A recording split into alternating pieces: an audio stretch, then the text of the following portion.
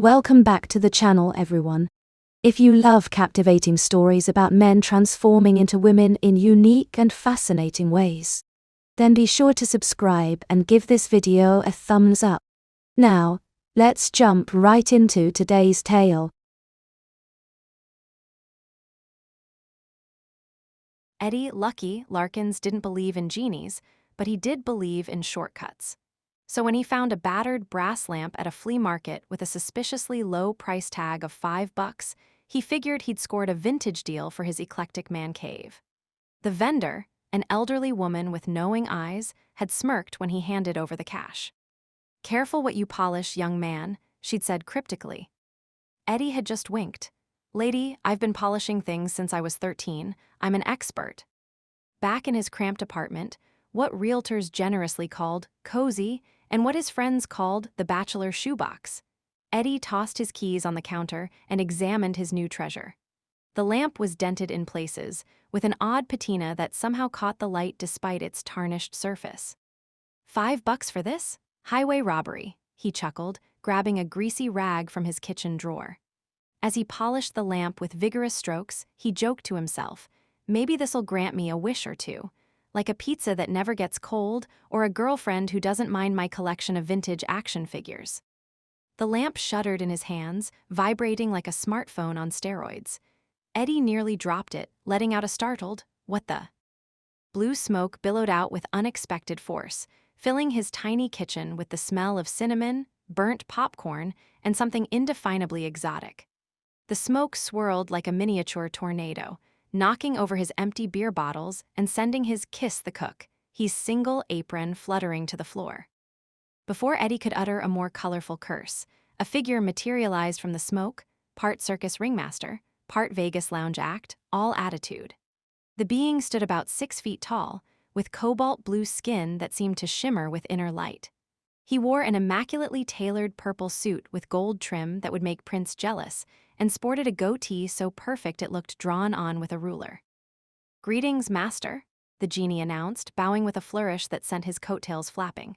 He straightened up and adjusted his bow tie. "Name's Zephyr, wish-granter extraordinaire, cosmic mischief maker, and part-time jazz enthusiast. You get one wish. No returns, no exchanges, no wishing for more wishes. Also, please, no requests for infinite pizza. It's been done. It gets messy. The last guy who wished for that is still cleaning cheese from his ceiling fan." Eddie gawked, his mouth hanging open like a broken drawer. He ran a hand through his disheveled hair, wondering if the questionable Thai takeout from last night was causing hallucinations. "You're real? Like, actually real?" The genie, Zephyr, rolled his eyes dramatically and pinched Eddie's arm. "Ow," Eddie yelped. "Does that answer your question, Captain Obvious?" Zephyr winked, producing a business card from thin air that read "Reality checks cashed here" before it burst into tiny butterflies. "Real as your last bad haircut and that regrettable phoenix tattoo on your left buttock." Eddie's hand instinctively moved toward his backside. "How did you know about that?" "Cosmic being, remember? I know all sorts of embarrassing tidbits, like how you still sleep with your childhood teddy bear, Mr. Growls, when you're stressed." Zephyr floated a few inches off the ground, legs crossed lotus style. "Now, what'll it be? Fame, fortune, the ability to always find a parking spot in downtown. Choose wisely, my hirsute friend." Eddie, never one for subtlety or careful consideration, scratched his stubbled chin. His brain raced through possibilities. Money? Too obvious. Superpowers? Too complicated. As his eyes drifted to the sports illustrated swimsuit calendar on his fridge, still showing June despite it being October, inspiration struck. "You know what I've always wondered?" he began, a mischievous grin spreading across his face. "I wish I could know what it's really like to be a woman. You know, the whole deal?" He meant it as a joke, more or less, the kind of thing he'd debate with Benny over beers. How women had it easier getting free drinks, how they never had to make the first move, how they could use their feminine wiles to get out of speeding tickets.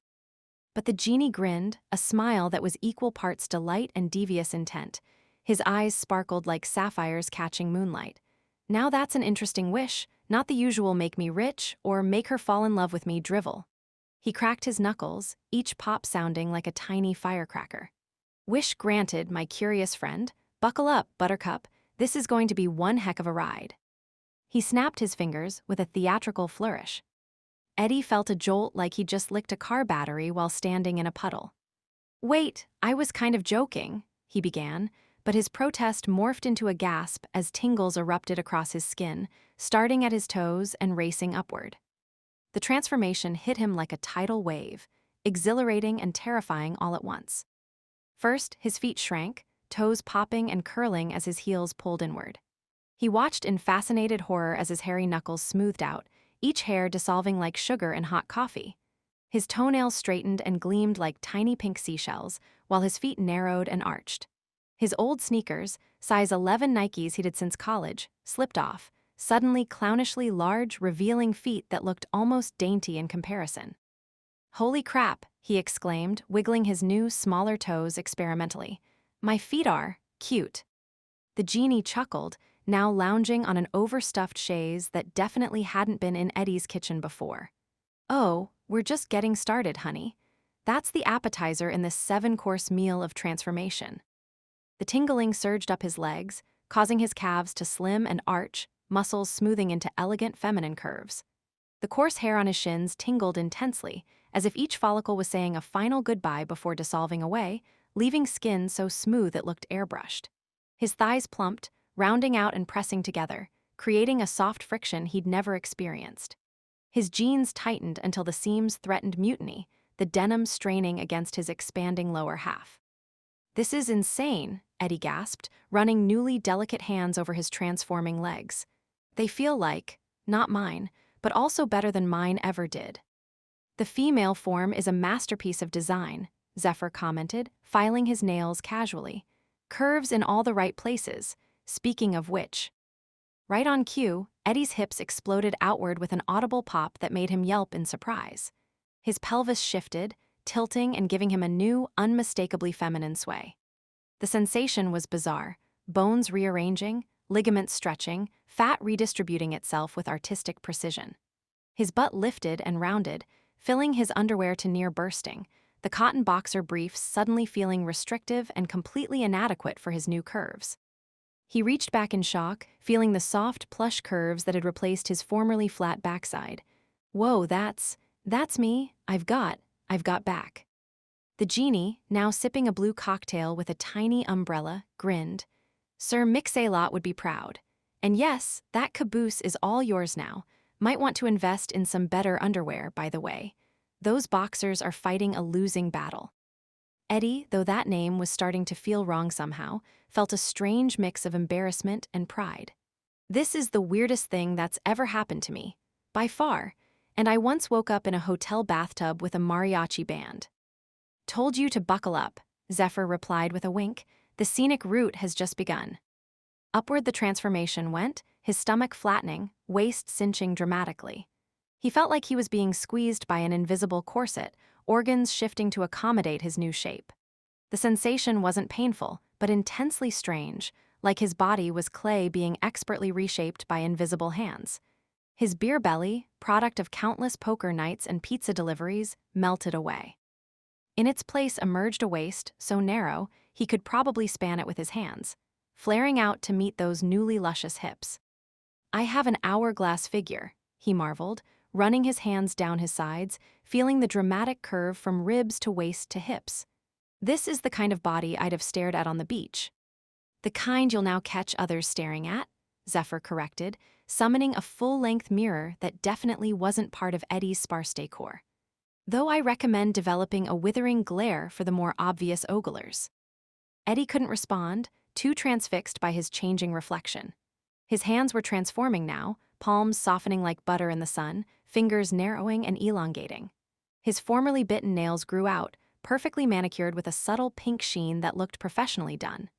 The calluses from his weekend softball league faded away, replaced by skin so soft it seemed almost airbrushed. He flexed his new fingers, marveling at their delicate dexterity. "I could play piano with these hands," he murmured, then frowned. "If I knew how to play piano." "Details, details," Zephyr dismissed with a wave. "You could also slap a deserving face with elegant precision, which is sometimes more useful than choppin'." His arms followed the hand's example, muscle melting away not completely, but reforming into lean, feminine lines. The coarse hair vanished as if it had never existed, skin smoothing to silk. His shoulders narrowed dramatically, bones actually shifting with a series of tiny pops that tickled more than hurt. His posture changed involuntarily, straightening from his usual slouch to something more upright and dainty. He felt his neck lengthen, Adam's apple receding with a strange tickling sensation, throat softening to a graceful column. "I feel so different," he said, startled by how his voice was already changing, the deep bass giving way to something higher, though not yet fully feminine. "Like I'm inhabiting someone else's body." "Technically, you are," Zephyr pointed out, now painting his nails to match his suit. "Just happens to be yours now." Then came what Eddie had been both dreading and secretly curious about: his chest. A pressure built beneath his pectoral muscles, a warmth that spread outward from his sternum. The sensation intensified, tingling, almost electrical, then swelled dramatically, as if someone were inflating balloons under his shirt. He gasped, watching with wide eyes as his flat chest blossomed into full, soft breasts, heavy and impossibly sensitive. His nipples expanded, darkening slightly and becoming so responsive that even the brush of his cotton t-shirt sent shivers down his spine. The weight of them was the strangest part, the constant presence on his chest, the way they moved when he did, the newfound awareness of a body part he'd never had to consider before. Eddie cupped them with trembling hands, his eyes wide as saucers. The sensation of his own touch was electric, nothing like he'd expected. They're real, and they're mine. The genie whistled appreciatively, fanning himself with a peacock feather. "If I do say so myself, my work here is a boon to humanity. Perfectly proportioned to your new frame, not too big to cause back problems, not too small to go unnoticed. The Goldilocks of transformations." Eddie blushed furiously, the heat rising to his face faster and more intensely than he'd ever experienced. "Do you have to stare?" "Honey, you'll need to get used to that," Zephyr chuckled, "though usually the starers will be less blue and more testosterone-y." The final wave of transformation hit Eddie's face. His skin tingled as if 1,000 tiny bubbles were popping just beneath the surface. His jaw shrank, angles softening into a delicate heart shape. His cheekbones rose, becoming more pronounced, giving his face an elegant structure. His nose slimmed, the slight bump from a childhood baseball incident smoothing away completely. His eyebrows arched into perfect crescents, lips plumped like they'd been expertly injected, becoming a soft, inviting pink. His eyes widened, lashes thickening to an impossible degree, framing irises that seemed to have developed new depths and sparkle. The overall effect was stunning, features that individually might seem ordinary, but together created a face of remarkable beauty. Then came the hair. His scalp tickled intensely, then brown locks spilled past his shoulders like a waterfall, thick and shiny with natural highlights that would cost hundreds at a salon. The texture was different too, silkier, bouncier, with a natural wave that framed his new face perfectly. He reached up, pulling a handful of hair forward, staring at himself in both the mirror and the shiny door of his toaster oven. What looked back wasn't Eddie Larkins, perpetual bachelor and fantasy football commissioner. It was a stunning woman, with smoldering eyes, glossy hair, and a mouth that practically pouted on its own. His voice, when he finally found it, was a sultry, breathy alto that seemed to caress the air. "You've got to be kidding me." The genie clapped enthusiastically, showering the kitchen with sparkling confetti that disappeared before hitting the floor. "Behold my masterpiece. Congratulations, Edwina. You really are all woman now, inside and out." "Edwina," the transformed person echoed, testing the name on new lips. Despite the strangeness, it felt right somehow, fitting this new reality like a custom glove. "Would you prefer something else? Edeline, goddess of the kitchen realm?" Zephyr suggested, now flipping through a baby name book that materialized in his blue hands. "No, Edwina works," she replied, surprising herself with how easily she accepted the feminine pronoun in her thoughts. Edwina wiggled her toes experimentally and shifted her weight from one foot to the other. Everything felt different. Her center of gravity had completely changed.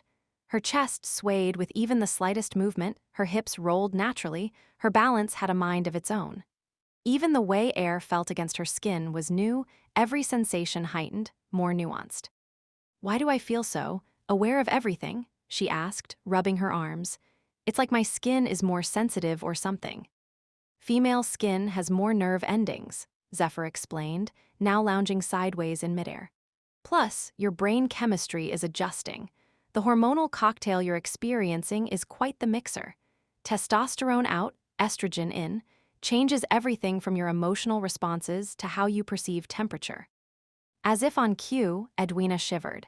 It's freezing in here, she complained, though the apartment thermostat showed a comfortable 72 degrees. Another female experience to check off your list, Zephyr grinned. The eternal battle of office thermostats makes more sense now, doesn't it? Edwina tried a few steps, and her new, curvy hips sent her into a natural sachet she couldn't have faked if she tried. Her jeans, already tight, threatened to split as she bent over to retrieve her fallen shoes. Her t-shirt, formerly baggy with a faded logo for a beer brand, now stretched tight over her chest, riding up to expose a strip of smooth midriff. I need different clothes, she realized, looking down at her straining outfit. Nothing fits right anymore. A female rite of passage, the shopping spree, Zephyr nodded sagely. Though I recommend wearing something out of the apartment first, public nudity laws and all that jazz. Edwina glanced at her reflection again, mesmerized by this new reality. She tossed her hair experimentally, surprised by its weight and the satisfying way it swung. On impulse, she struck a pose she'd seen in magazines, one hip cocked, hand on waist, chin slightly lifted. It felt ridiculous but looked effective. This is bizarre, she said, watching her lips form the words, pink and full. I look like I could be on the cover of something. The wonders of perspective, Zephyr commented. From objectifier to potentially objectified. A fascinating social experiment wrapped in a supernatural transformation. Speaking of which, I imagine you're curious about the, shall we say, complete inventory of changes. Edwina blushed again, the heat rising in her cheeks. She'd been deliberately avoiding thinking about that part of the transformation, but now that Zephyr mentioned it. Genie, this is nuts. Wait, what about, downstairs? She gestured vaguely toward her lower half, suddenly shy despite having requested this whole experience. The genie winked mischievously, a sparkle in his supernatural eyes. All original features upgraded to the deluxe model, darling. You asked for the full experience, not the display model with parts missing. Bathrooms that way, he pointed with a flourish, enjoy the learning curve. Though I recommend sitting down for certain activities now. The equipment has changed considerably. Her face now burning hot enough to fry an egg, Edwina nodded and headed toward her tiny bathroom. Curiosity battled with trepidation, but the former won handily. A quick check behind the closed door confirmed what Zephyr had implied. The transformation was indeed total, anatomically complete in every detail. Parts she'd had her entire life were simply gone, replaced by unfamiliar but perfectly formed female anatomy. This is surreal, she whispered to her reflection, meeting her own wide-eyed gaze in the bathroom mirror. She giggled at the absurdity, then groaned at the unfamiliar sound, so much higher and lighter than her old laugh. How do women do anything with these? She wondered aloud, adjusting her new breasts for the 10th time. They're just there all the time. You get used to it, Zephyr called through the door, his supernatural hearing apparently working fine. Though I recommend investing in some proper support, your back will thank you. When she emerged from the bathroom, still looking shell-shocked, her phone buzzed on the kitchen counter. She approached it cautiously, as if it might bite her newly delicate fingers. The screen showed a text from her best friend, Benny. Dude, poker night tonight. You in? Rodriguez is bringing that fancy bourbon his uncle smuggled from Kentucky. Edwina stared at the message, a wicked idea forming. Her poker buddies had always claimed women couldn't bluff worth a damn. Time to test that theory. She picked up the phone, angled it carefully, and snapped a quick selfie that showed her face and just a hint of her new curves. She typed back, "You'll never believe what happened to me. I'm bringing the chips and a whole new perspective." She hit send before she could second-guess herself. 3 dots appeared immediately, disappeared, appeared again. Finally, WTF, who is this? Where's Eddie? She grinned, typing, "It's me, Ben Longstory. I'll explain tonight. Still cool if I come." Another long pause. Is this some kind of prank? Did you steal Eddie's phone? This could get complicated, she murmured, before typing.